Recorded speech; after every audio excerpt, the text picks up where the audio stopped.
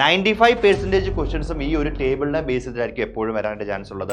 അതും നോക്കി വെക്കേണ്ടത് ഏറ്റവും ഇമ്പോർട്ടൻ്റ് ആയിട്ടുള്ള കാര്യമാണ്. ബിക്കോസ് ആ NCERT ഉള്ളിലേക്ക് പോയി കഴിയുമ്പോൾ എല്ലാം പഠിച്ചൊരു കുട്ടിയെ സംബന്ധിച്ചോളം അയാൾ ഈ ഡയഗ്രാം പഠിക്കാതെ പോവുകയാണെന്നുണ്ടെങ്കിൽ, തിയറിയൊക്കെ നമ്മൾ എത്രത്തോളം പെർഫെക്റ്റ് ആയിട്ട് പഠിച്ചിട്ടുണ്ടെങ്കിലും ഈ ഡയഗ്രാംസ് ഒക്കെ പഠിച്ചിട്ടില്ല എന്നുണ്ടെങ്കിൽ അതൊരിക്കലും അത് കംപ്ലീറ്റ് ആകില്ല എന്നുള്ള കാര്യം നമ്മൾ എന്ത് ചെയ്യണം, മനസ്സിലാക്കണം. NCERT ഒരു ടേബിളുകളും ആ സൈഡിലുള്ള ബോക്സസുകളും ഒന്നും ഒരിക്കലും നിങ്ങൾ എന്ത് ചെയ്യരുത്, മിസ്സാക്കരുത്.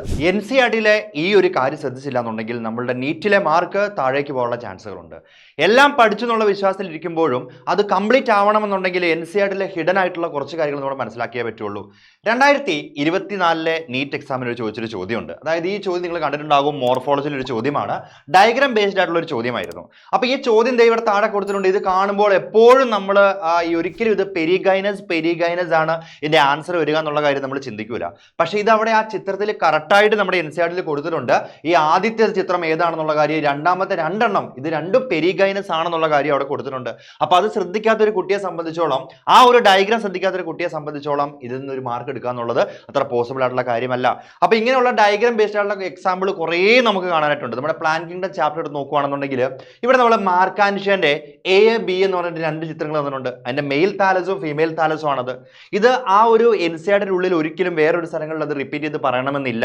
അത് ഏറ്റവും കൂടുതൽ കാണാൻ നമ്മൾ ഈ ചിത്രം നോക്കിയെങ്കിൽ മാത്രമേ നമുക്ക് എന്ത് ചെയ്യാനായിട്ട് പറ്റുള്ളൂ, മനസ്സിലാക്കി എടുക്കാനായിട്ട് പറ്റുള്ളൂ. അപ്പോൾ ഓരോ ചിത്രവും പഠിക്കേണ്ട ആവശ്യകത നിങ്ങൾക്ക് മനസ്സിലായിട്ടുണ്ടാവുമല്ലോ.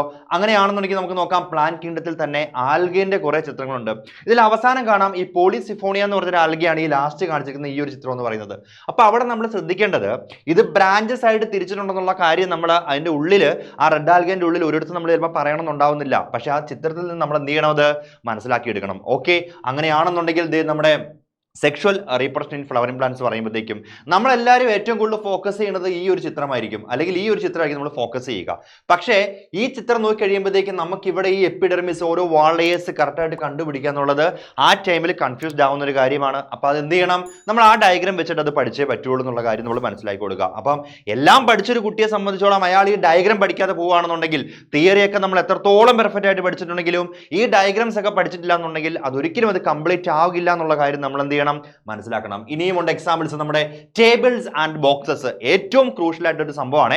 NCERT ഒരു ടേബിളുകളും ആ സൈഡിലുള്ള ബോക്സസുകളും ഒന്നും ഒരിക്കലും നിങ്ങൾ എന്ത് ചെയ്യരുത്, മിസ്സാക്കരുത്. അതിന്റെ എക്സാമ്പിൾ നമ്മുടെ പ്ലാൻ കിങ്ഡത്തിൽ നിന്ന് ഈ ഒരു ആൽഗേന്റെ ക്ലാസിഫിക്കേഷൻ കൊടുത്തിട്ടുണ്ട്. ഇത്രയും വർഷങ്ങളിൽ നിന്ന് ആൽഗയിൽ നിന്ന് എന്തെങ്കിലും ചോദ്യം വന്നിട്ടുണ്ടെങ്കിൽ അതിൽ 95% ക്വസ്റ്റ്യൻസും ഈ ഒരു ടേബിളിനെ ബേസ് ചെയ്തിട്ടായിരിക്കും എപ്പോഴും വരാനായിട്ട് ചാൻസ് ഉള്ളത്.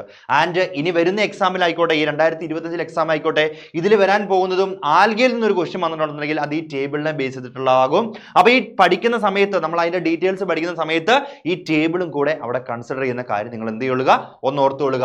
പിന്നെ ഉള്ളതാണെന്നുണ്ടെങ്കിൽ ചാപ്റ്റർ സമ്മറീസ് ആണ്. അതിനകത്ത് ഭയങ്കര ഇമ്പോർട്ടൻ്റ് ആയിട്ടുള്ള നമ്മുടെ ഈ സ്റ്റേറ്റ്മെന്റ് ലെവലുള്ള ചോദ്യങ്ങളൊക്കെ എപ്പോഴും വരിക എന്ന് പറയുമ്പോൾ അവർ ഈ സമ്മറിക്കകത്ത് നിന്ന് പല കാര്യങ്ങളും എടുത്തിടുന്നതായിട്ട് കാണാറുണ്ട്. അപ്പൊ നമ്മൾ ഈ സമ്മറീസ് ഒരു കാരണവശാൽ ഒരു ചാപ്റ്റർ തിയറി പഠിച്ചു കഴിയുമ്പോൾ അതിന്റെ സമ്മറി ചുമ്മാ നമ്മൾ പഠിച്ച കാര്യങ്ങൾ കൺക്ലൂഡ് ചെയ്യുന്നതല്ലേ എന്നുള്ള കാര്യങ്ങളൊന്നും ചിന്തിക്കരുത്.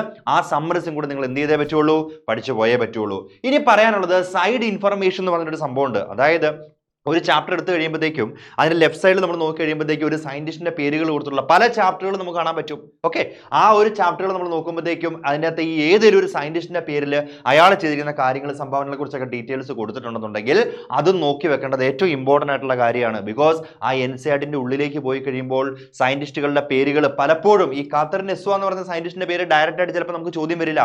പക്ഷെ പല ഓപ്ഷൻസിൽ ചിലപ്പോൾ ഇയാളുടെ പേരുകൾ നമുക്ക് അവിടെ കാണാനായിട്ട് പറ്റും. അപ്പോൾ ആ ഓപ്ഷനിൽ ആ ഒരു പേര് കാണുമ്പോൾ യെസ്, ഇത് നമ്മുടെ മോർഫോളജി ചാപ്റ്ററിന്റെ ആ സൈഡിൽ കൊടുത്തിരിക്കുന്നതാണല്ലോ എന്നുള്ള കാര്യം നമുക്ക് എന്ത് ചെയ്യാനായിട്ട് പറ്റണം, മനസ്സിലാക്കി എടുക്കാനായിട്ട് പറ്റണം. പിന്നീട് നമുക്ക് 2023 നീറ്റ് എക്സാമിന് ചോദിച്ചൊരു ചോദ്യമുണ്ട്. അപ്പൊ ഇവിടെ കൊടുത്തേക്കുന്നുണ്ടോ, ഇത് ട്രാപ്പ് പോളൻഗ്രീനെ ട്രാപ്പ് ചെയ്യാനായിട്ടുള്ള ഒരു സ്റ്റിക്മാന്റെ ഒരു അറേഞ്ച്മെന്റ് ആണ് ഇവിടെ കാണിച്ചെന്ന് കണ്ടായിരുന്നു. അത് കോൺകോബിന്റെ കാര്യം ചോദിച്ചിട്ടുണ്ടായിരുന്നു. അപ്പൊ അത് ഈ ചിത്രം വെച്ചിട്ട് പഠിക്കാത്ത ഒരു കുട്ടിയെ സംബന്ധിച്ചോളം ആ ടൈമിൽ നമുക്ക് കൺഫ്യൂഷൻ ആകും, ഇത് എങ്ങനെയാണ് ഈ ചോദ്യം വരിക എന്നുള്ള കാര്യം. മനസ്സിലായോ?